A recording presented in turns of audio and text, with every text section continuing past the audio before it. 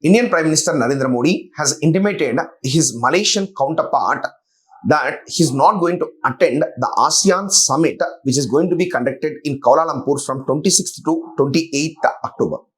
And the stated reason for not attending the ASEAN summit is because it coincides with the Deepavali festival season in India.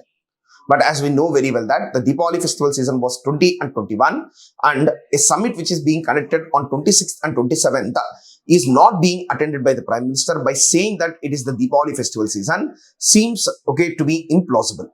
And one more major reason why the Prime Minister might not be attending the session is because of the possible presence of Donald Trump there. As the India and USA relations are on a very sore point currently with respect to the trade and with respect to the sanctions which the Trump administration is imposing repeatedly on Indian partner states, definitely the meeting is going to be an awkward one.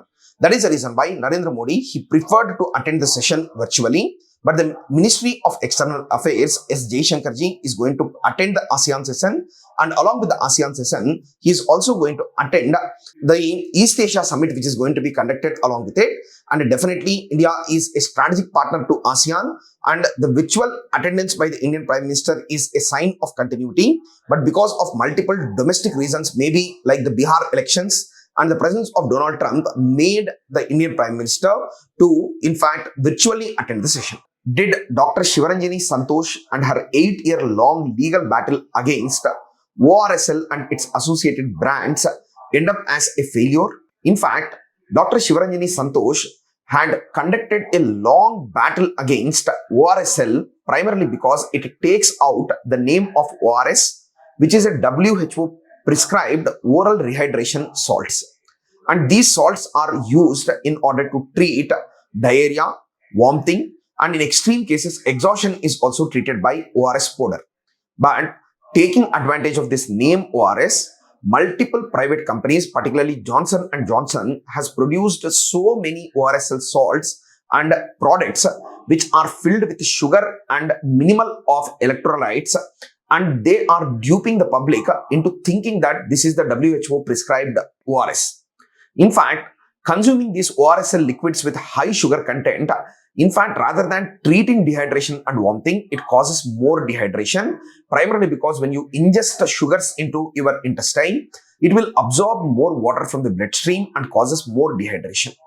And already for years together, these ORSL liquids are being sold in the market, and they are worse than the soft drinks which are usually consumed by people. In fact, this led to Sivaranjani Santosh picking this issue up and fighting against these giants, corporate giants in Food Safety Standards Authority of India. And finally, she got an approval from the FSSAI. And FSSAI has said that from now on, ORSL liquids should not be sold under the same brand, primarily because it is misbranding. Then Johnson & Johnson company, along with other companies, they went into Delhi High Court and they put a petition saying that already they have in storage nearly 180 crore rupees worth of ORSL branded products. And the Delhi High Court, considering corporate profit under the necessity, what they have done is they have put a conditional stay on FSSAI order and said that the companies can sell the ORSL liquid till the time the existing stock is exhausted. But what happens to the people, particularly the kids who are consuming these liquids during this time period? What happens if this 180 crore product, 180 crore rupees worth product, if it enters into the market, it will cause more damage to the health of the people. But this doesn't seem to be the concern for the government and the court, which has given the conditional stay. But definitely we as consumers should in fact boycott all these brands so that more ill health will not happen. The Delhi government in fact proposed a unique solution to the problem of air pollution in Delhi. This policy is in fact something which is very, very awkward and at the same time something which is impossible. Primarily because the Delhi's government's solution was cloud seeding in order to resolve the problem of pollution in Delhi. But does cloud seeding work in order to resolve the problem? This is something which needs to be considered. If you look at it, cloud seeding is a technology wherein silver iodide particles are usually seeded into the clouds by using aeroplanes, specially built aeroplanes, in order to induce rain, and the Delhi government thinks that this is the solution for the pollution in Delhi. But this shows very or basic lack of understanding of geography, primarily because cloud seeding will work only when there are clouds which have some water in them, and the silver-eyed crystals will induce the rainfall from these clouds. But unfortunately, the Delhi government thinks the pollution-related haze to be clouds.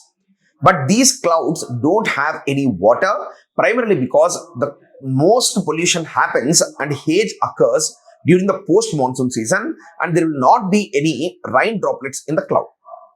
And one more important thing is, even if rainfall is induced and if it occurs, then also there is no guarantee that it will reduce pollution in a sustained manner. Because even now, in many occurrences, there would be rainfall in Delhi during the most polluted periods in winter because of western disturbances. But the relief which comes from the rainfall is only temporary, which will last for 1 or 2 days. Without addressing the underlying structural problems which are causing pollution, which makes Delhi into a gas chamber and the most polluted city in the world, the Delhi government, considering these solutions like cloud seeding, is in fact trying to divert the real issue which is affecting the people's lives in Delhi. And cloud seeding most probably will not work as a solution. Rather than that, the difficult structural solutions like green mobility, public transportation, then along with that delicensing of polluting industries, these are the solutions which have to be taken care or taken up, but it is not so. American President Donald Trump seems to find new issues to impose sanctions on every week. And this week, the turn is to the Russian oil giants, Rosneft and Lukoil.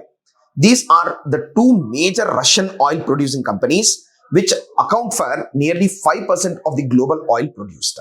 And these sanctions, in fact, will increase the global oil prices by 3%. And the countries which are going to be worst affected are going to be India and China. Primarily because these two nations are buying the Russian oil in large quantities. And Donald Trump is of the opinion that the buying of Russian oil is indirectly contributing to Russian war in Ukraine, which has recently crossed the 4-year mark. As we know very well that in Russia, 25% of the budget comes from its oil sales. And this money is definitely going to be used for the war in Ukraine. But Donald Trump is of the opinion that if any country or any corporation buys oil from the Russian giants now, then they will be subject to American sanctions. And one of the major buyer of Russian oil in India is Reliance Corporation and its Jamnagar refinery, which buys 5 lakh barrels of oil from Russia every year.